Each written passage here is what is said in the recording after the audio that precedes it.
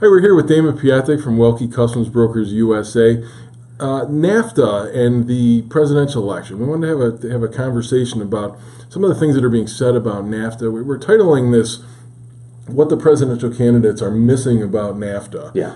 Because there's a lot going on. There's a lot to know, and there's a lot of campaign rhetoric.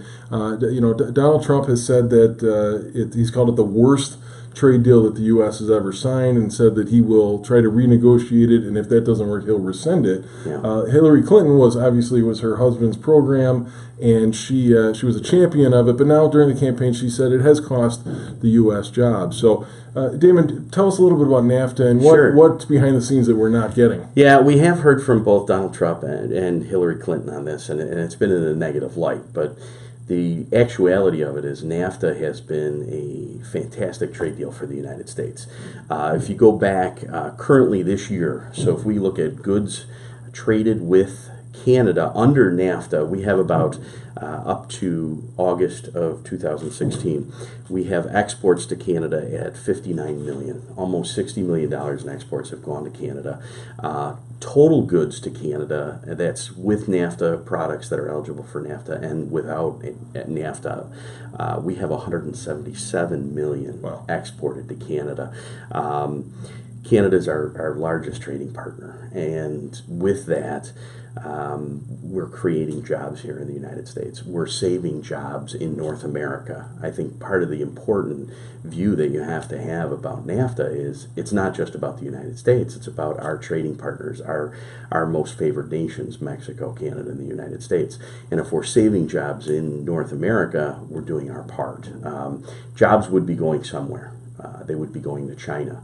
And there's some college studies done from Wharton University Business School that if the jobs weren't going to Canada, like we may lose one job to Canada, but if we didn't have this agreement, we probably would have lost 5 jobs to China.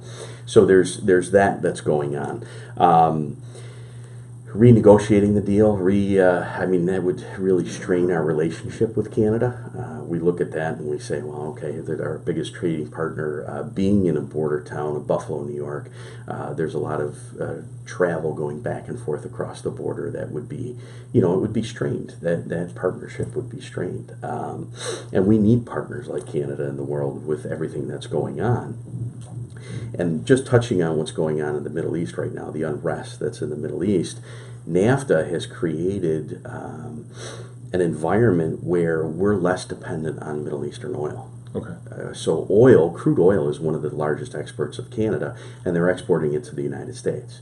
So we have a partner that has made us less dependent on oil from those Middle Eastern countries, which makes our borders more stable and our country more stable. So there's a lot out there, too, for small businesses. From the Office of U.S. Trade Representatives, they actually have statistics showing that Canada actually helps small to medium-sized businesses grow globally. So it's their first market that they go into because of the trade laws.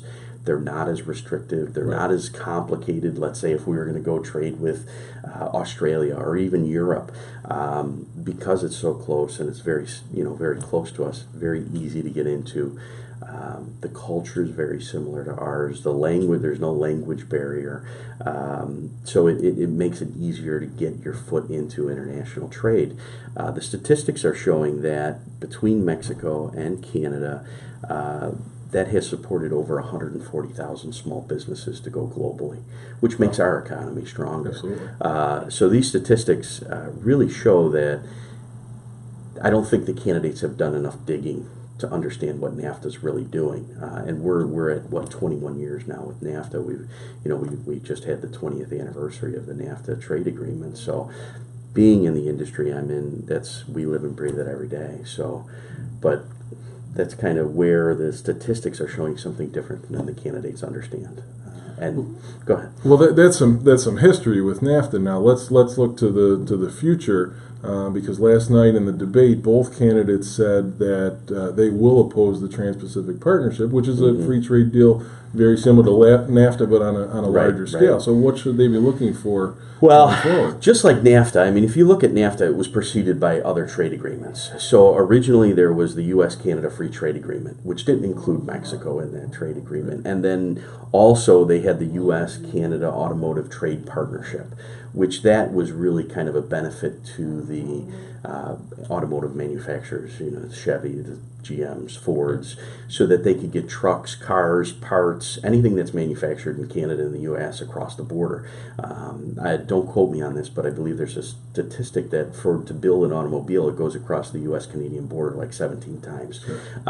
So it's creating jobs here in North America. Just like that, we have trade agreements with the majority of the countries that are mentioned in the Trans-Pacific Partnership.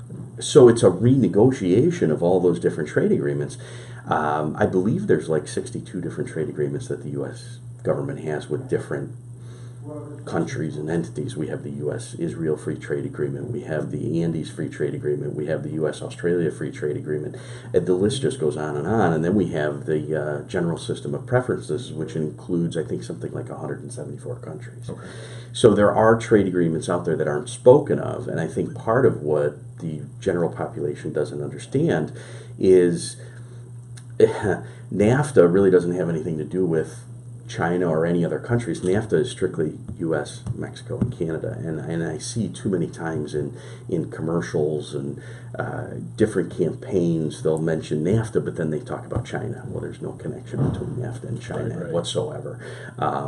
We have large tariffs on China. We have and the Trans-Pacific Partnership has nothing to do with China. So it's one of those that we need to do that. We need to strengthen the ties of governments and countries that we're on good terms with, and increase that trade rather than trade with countries like China that are manipulating it and using their currency to gain control or gain parts of the international commerce. Well, excellent. Well, thank you for that insight. There's a lot of information out there that is right or wrong or spun or however you want to look at it. We'll be following this. We'll stay close on this topic. More information is always available at www.welke.com, or you can grab us on Twitter at Welke Customs. Thanks, and we'll see you next time. Great.